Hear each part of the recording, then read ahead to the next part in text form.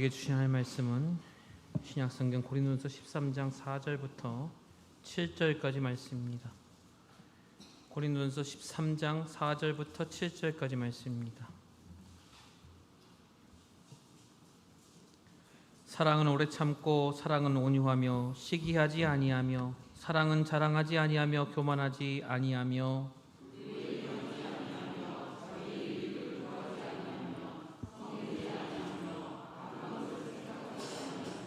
불의를 기뻐하지 아니하며 진리와 함께 기뻐하고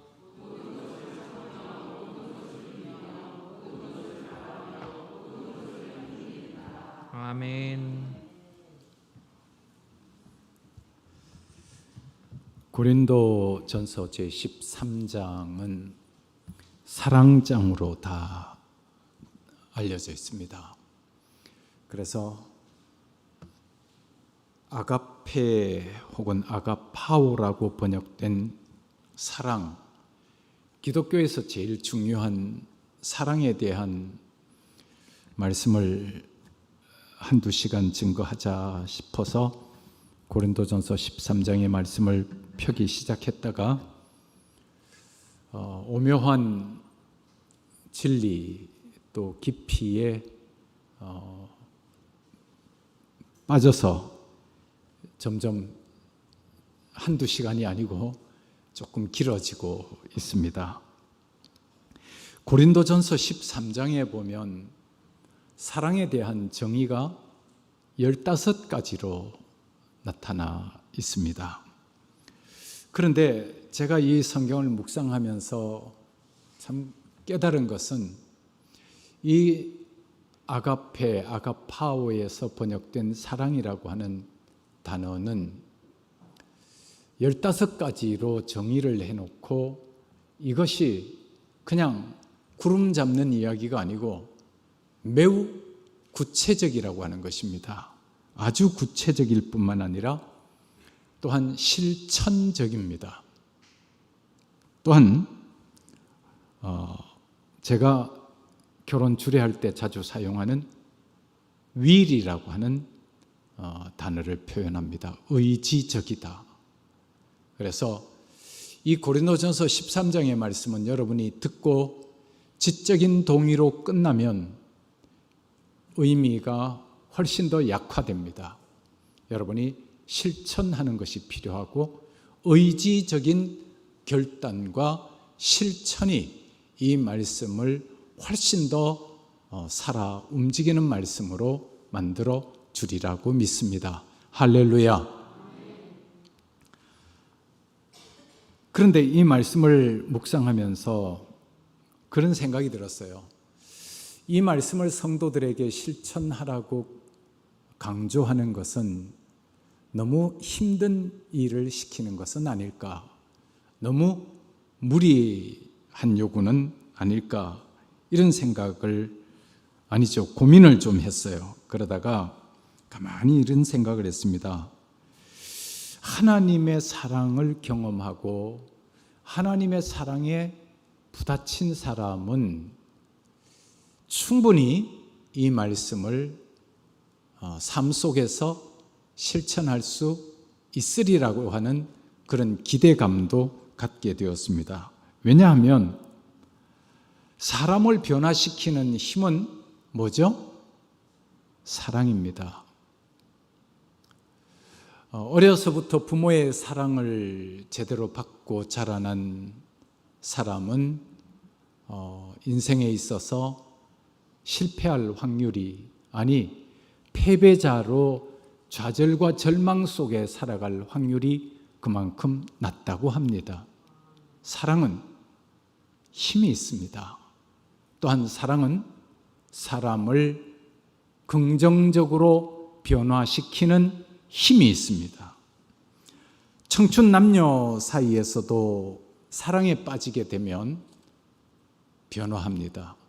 옷차림도 변화하고 표정도 변화하고 말투도 변화하고 생각도 변화합니다. 기독교에서 가장 중요한 사랑이라고 하는 단어, 신구약 성경을 통해서 가장 중요하게 압축할 수 있는 아가페, 이 아가페는 고린도전서 13장에서 15가지로 또한 압축되고 있습니다. 그 가운데서 오늘은 5절 말씀을 중심으로 생각해 보겠습니다. 무례히 행하지 아니하며 사랑은 무례히 행하지 아니한다 하는 말이죠. 무례하다라고 하는 헬라어는 아스케모네오라고 하는 단어입니다. 근데 이 아스케모네오라고 하는 단어의 원뜻은 상대방에게 돌아갈 명예와 권위를 인정하지 않는 것을 아스케모네오라고 합니다. 예를 들어서 제가 이제 행복한 교회 담임 목사인데 아침에 이렇게 교회로 왔습니다.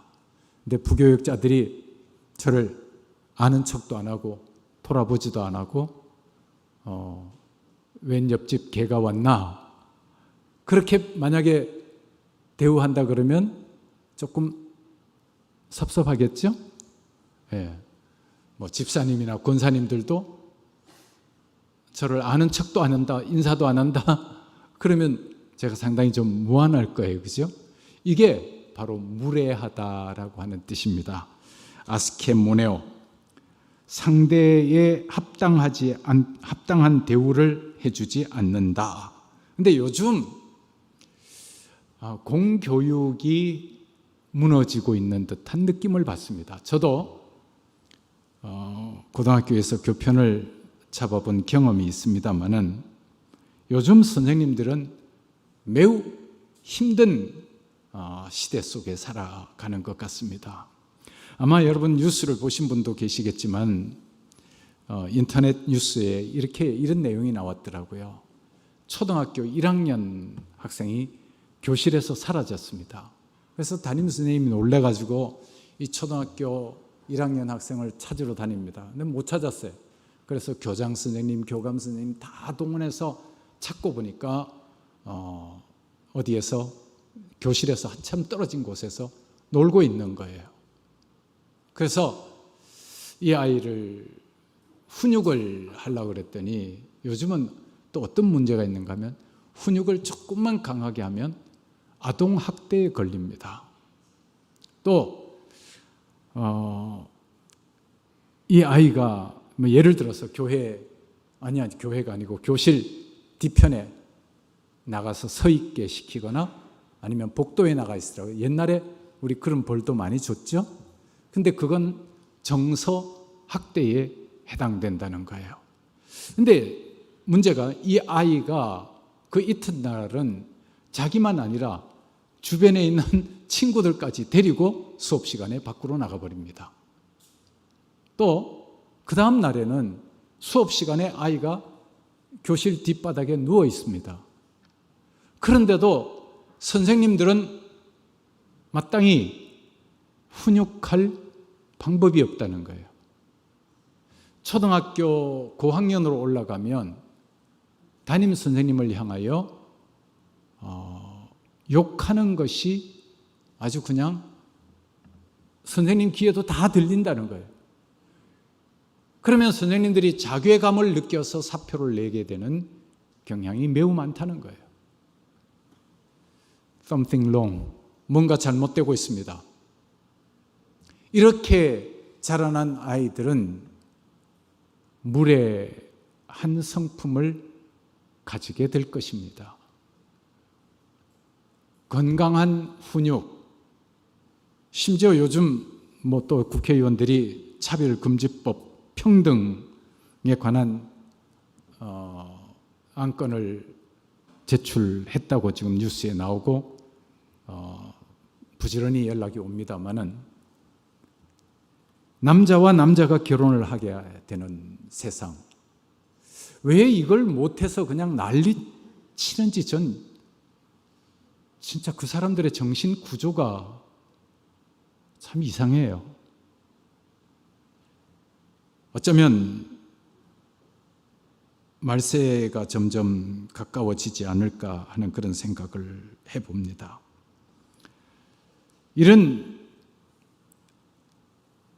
시대 속에서 하나님의 사랑, 또 참된 사랑, 이것을 우리가 깊이 생각해 볼 필요가 있습니다. 사랑은 무례히 행하지 않습니다.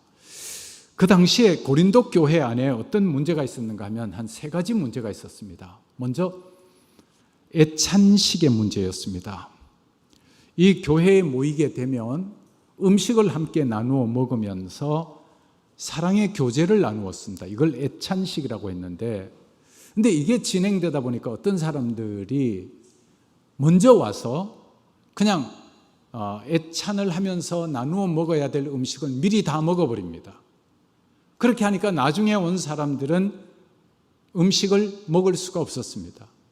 그래서 이것을 상대방을 생각하지 아니하고 교회에 와서 자기의 배고픔을 충족시키면서 무례한 행동을 했다. 그래서 이것이 고린도 교회의 무례한 행동이었고, 두 번째는 성찬식이었습니다. 성찬식에는 떡과 포도주를 나누죠. 떡과 포도주를 나누는데 떡도 그렇고 포도주도 그렇고 지금 우리는 아주 조그만하게 나누어서 여러분들에게 나누어 드리고 있죠. 근데 초대교회는 그냥 큰 떡에서 떡을 떼어서 먹게 돼 있었고, 또 포도주도 큰 그릇에 잔뜩 담아서 옆에 사람이 마시고 또 자기 먹었던 자리를 닦아서 옆 사람에게 돌려주고 그렇게 돼 있었습니다. 근데 어떤 사람은 성찬식에서 포도주를 배불리 마십니다. 꿀꺽 마시고. 그렇게 되면 어떻게 되죠? 포도주에 취하게 됩니다. 그런 일이, 이게 예수 그리스도의 찢겨진 살과 예수님의 흘린 피를 기념하는 거룩한 의식에서조차 사람들은 무례하게 행동합니다. 그래서 고린도전서 11장 29절에 보면 주의 몸을 분변치 못하고 먹고 마시는 자는 자기의 죄를 먹고 마시는 것이라 그렇게 기록하고 있습니다. 그 다음에 한 가지 더 고린도 교회의 무례한 행동 가운데 하나는 여인들의 문제였습니다. 여인들은 그 당시에 모이면 여성의 인권이 굉장히 이렇게 낮은 시대였지 않습니까? 그때 이제 예수님이 오시고 복음이 전파됨으로 말미암아 특별히 여성 인권이 신장되었습니다. 여성 인권이 신장이 됨으로 말미암아서 이 여자분들이 절제를 했으면 좋은데 더 큰 소리를 내기 시작했습니다. 그리고 그 당시에 정숙한 여인에 대한 표는 머리에 수건을 쓰는 것이었습니다. 근데 사람들이 수건도 쓰지 아니하고, 그러므로 말미암아서 성경 말씀에 보면 여인들은 모일 때 수건을 쓰라, 이렇게 한 것도 무례하게 행동하지 말아라. 또한 수건을 쓰는 것은 권위에 대한 순종의 의미가 있거든요.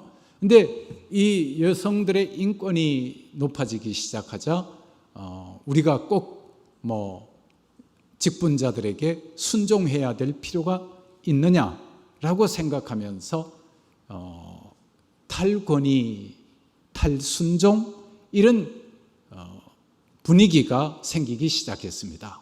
그러니까 성경에서 여자들은 모일 때 수건을 써라, 이렇게 기록한 것입니다. 심지어 고린도 교회에는 은사 문제가 있었는데, 방언을 받은 여인들이 예배 시간에 큰 소리로 방언을 해서 예배를 방해하는 일도 일어나게 됩니다. 그래서 고린도전서 14장에 가보면 방언에 대해서 상당히 길게 표현을 해놓습니다. 덕을 끼쳐야 되고 예배를 방해해서는 안 된다는 그런 의미가 나와 있죠. 그래서 그러면 우리가 무례히 행하지 않으면 어떤 일이 일어나야 되냐 그러면, 우리는 그 예절 혹은 예의를 잘 지키는 사람이 되어야 되겠다. 원래 영어의 예절이라고 하는 말이 코티어스라고 하는 말이었는데, 코티어스라고 하는 말은 코트라고 하는 말에서 붙어왔습니다. 코트라고 하는 말은 궁중이라고 하는 말입니다. 우리 예수 믿는 사람은 궁중에서 왕자와 공주가 예절을 지키는 것처럼 아주 왕자에 맞는 예의 범절을 지키는 것처럼, 공주에 맞는 예의 범절을 지키는 것처럼, 하나님을 믿는 사람들은, 예수님을 구주로 믿는 사람들은 예의 범절을 잘 지키는 것이 사랑이다, 이렇게 이야기합니다. 그러니까 우리 예수 믿는 사람들은 참 멋쟁이들이죠. 왕자처럼, 공주처럼 말 한마디, 행동 한마디가 아주 예의 범절에 어긋나지 않는 그런 사람들이 바로 예수 믿는 사람들이다 라고 하는 것입니다. 그러니까 이 고린도전서 13장을 묵상하면 우리의 행동이 참 품이 있는 사람으로 바뀌게 되잖아요. 그렇죠? 왕자같이, 공주같이 말이에요. 그 다음에 또 어떤 말씀이 나타나죠?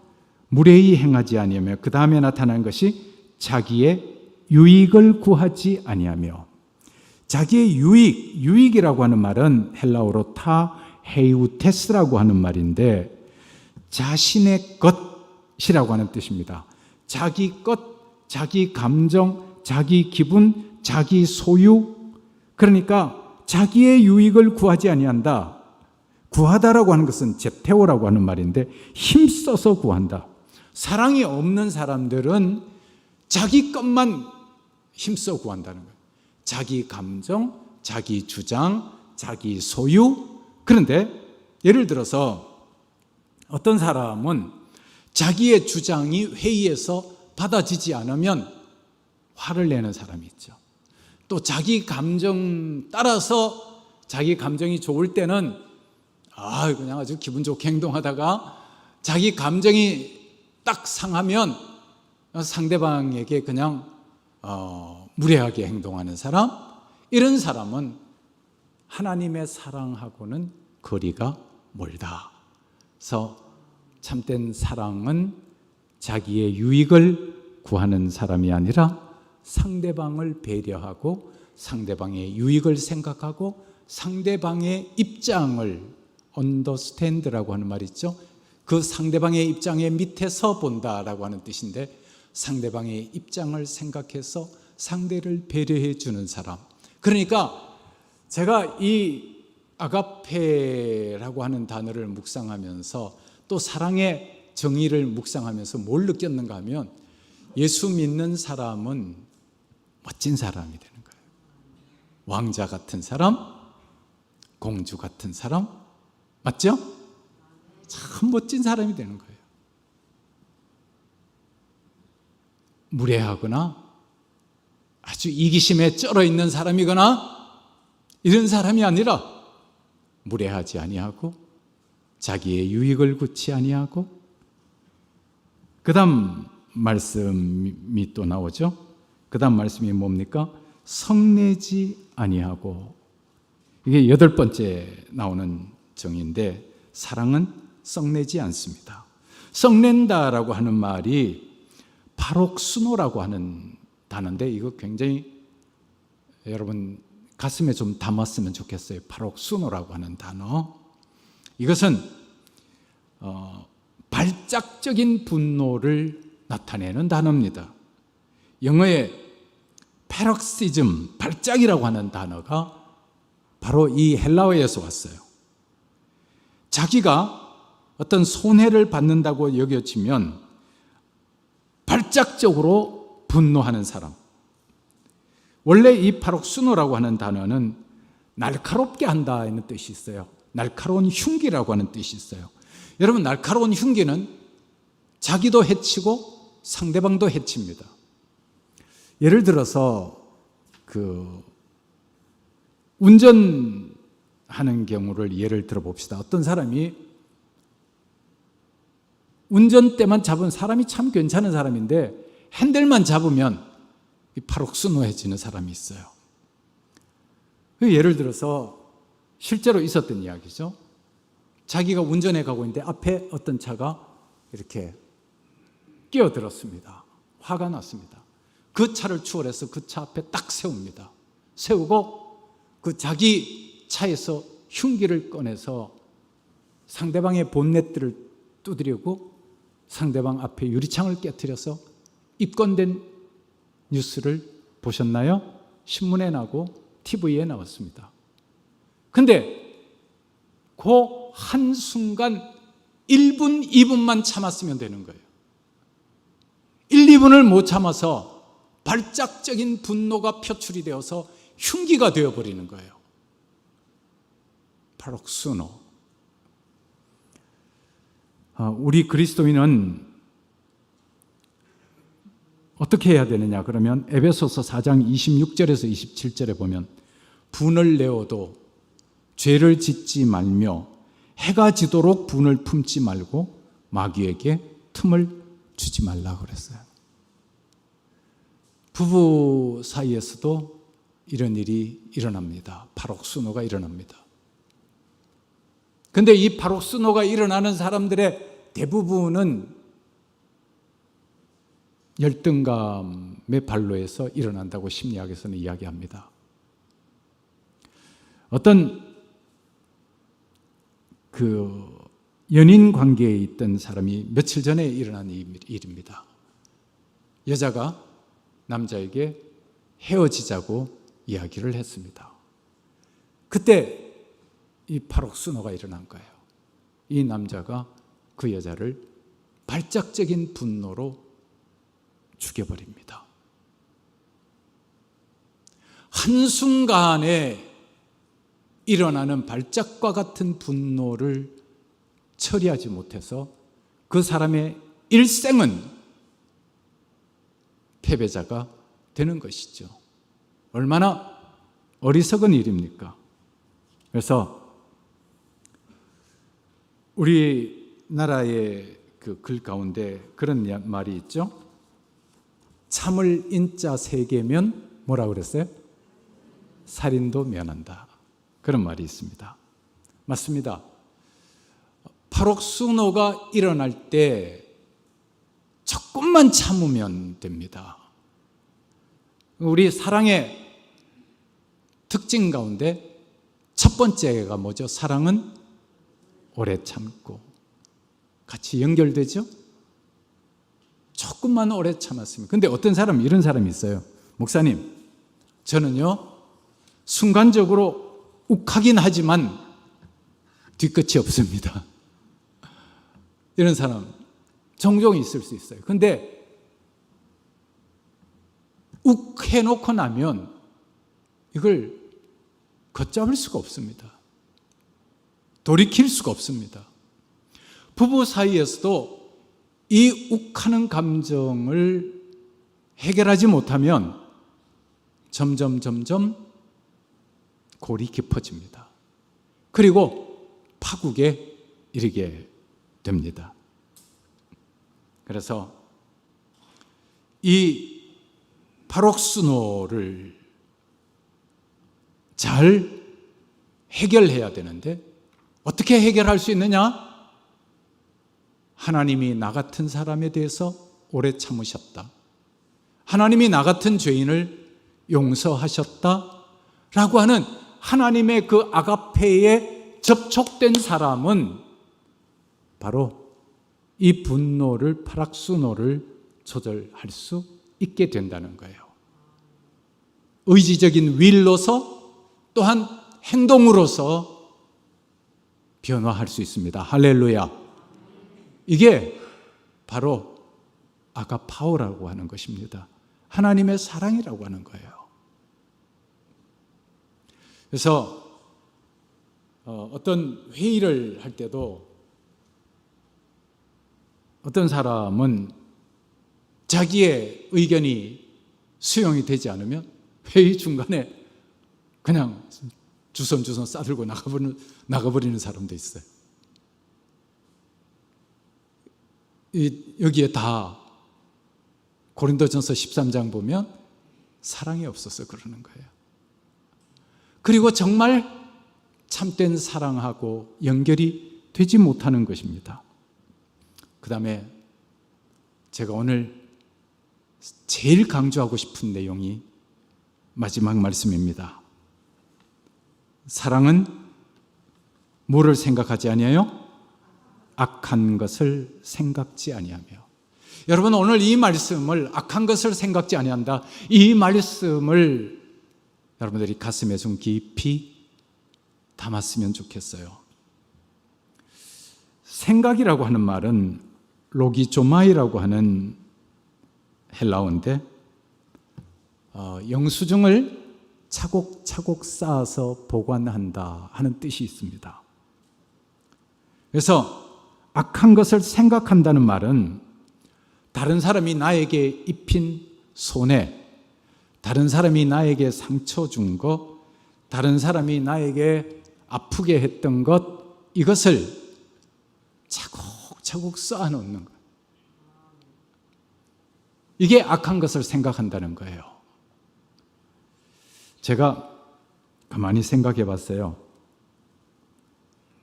제 할머니 이야기를 여러 번 했습니다만, 할머니는 제가 보니까 우리 사촌들이 8명, 사촌 형제가 8명이 있고 우리 집이 4남매인데 12명이잖아요. 12명 가운데서 할머니는 저를 제일 사랑했던 것 같아요. 근데 할아버지는 우리 집이 아니라 장남집을, 자녀를 더 사랑하지 않았을까 물어보진 못했어요. 근데 지금 이렇게 생각해 보면 그 하나가 되게 섭섭한 일이 하나 있었어요. 큰 집에 막내가 사내 남자아이인데 지금은 은행 지점장을 하고 있습니다만 이 친구가 저보다 나이가 많아요. 많이 차이가 나요. 한 6살 차이 나는지는 확실히 모르겠는데 지금 하여튼 대강 그 정도 차이. 그러면 제가 굉장히 형이잖아요. 맞죠? 그럼 걔는 어리고 저는 그래도 6살 정도 높으면 되게 크잖아요. 근데 제가 참 쫀쫀하더라고요. 왜 그러냐 그러면 그때 10원짜리 삼양라면 모르시대요? 라면 중에 제일 먼저 나온 게 삼양라면. 그래서 저는 요즘도 가끔씩 삼양라면을 먹습니다. 근데 이 라면을 끓여가지고요, 제가 옆에 있는데 저는 할아버지가 하나도 먹어보라 소리 안 하고 기회를 주는 거예요. 그 냄새가 얼마나 맛있었는지. 속으로 조금 남겨줄래나? 근데 끝까지 안 남겨주는 거예요. 국물까지 다 마시는 거예요. 그래서 그 라면 못 먹은 거예요. 그렇게 서운하더라고요, 그게. 희한한 게요, 할아버지 돌아가시고 났는데도 그 생각이 나더라니까. 제가 얼마나 못난 인간이에요? 그래서 회개를 철저하게 했습니다. 그 동생도 제가 섭섭해했는가 한 번도 모르는데 그 동생이 심성이 참 착해요. 사람이 굉장히 괜찮아요. 근데 아마 혹시 유튜브로 이거 보면 저한테 섭섭해하면 어떡하지? 예. 근데 그게 마음의 상처로 쌓여 있는 거예요. 근데 바로 악한 것을 생각지 아니하며 이 말씀에 부딪혀. 제가 고개 숙이고 회개했어요. 하나님, 할아버지에 대해서 섭섭했던 것, 또 막내 동생에 대해서 섭섭했던 것, 이것도 주님 제가 잘못했습니다. 어떻게 하면 될죠? 제가 가만 생각하니까 막내 동생을 사랑하지 않았던 거예요. 만약에 사랑했었으면, 그래 먹는 게 참 예쁘다, 잘 먹어라, 6살 좀 차이 나면 이렇게 해줄 수 있잖아요. 그렇죠? 제가 형편이 없는 거지. 그래서 부부간에도 마찬가지입니다, 여러분. 당신이 나에게 섭섭하게 한 것 하나하나 차곡차곡 쌓아놓으면 나중에는 파락수노가 돼요. 터쳐나와요. 그리고 골은 깊어집니다. 그러나 그러면 어떻게 하라? 악한 것을 생각지 아니하며, 다른 사람이 너에게 손에 끼친 것, 다른 사람이 너에게 상처 입힌 것, 이것을 다 생각에서 지워라. 할렐루야. 이 말씀을 묵상하는데 제가 얼마나 은혜가 되는지. 그러면 어떻게 이게 가능할 수 있을까? 하나님의 사랑에 터치되면 가능합니다. 하나님께서는 뭐라고 말씀하시는가 하면, 너희 죄가 진홍같이 붉을지라도 흰 양털같이 되리라. 아멘. 그리고 이사야서 43장 25절에 보니까, 나 곧 나는 나를 위하여 내 허물을 도말하는 자니 내 죄를 기억하지 아니하리라. 하나님은 저와 여러분이 하나님께 상처 준 거, 하나님께 손해 준 거, 하나님에게 실망시킨 거, 하나님 배반한 거, 이거를 기억도 안 하신대요. 아멘. 이 부분이 굉장히 찔리더라고요. 하나님께서 우리의 죄와 우리의 허물을 기억하시면 우리는 하나님 사랑받을 수가 없잖아요. 근데 하나님이 내가 그 죄를, 너희 죄를 기억도 하지 않으리라. 근데 어떻게 하나님 그 기억도 안 하실 수 있어요?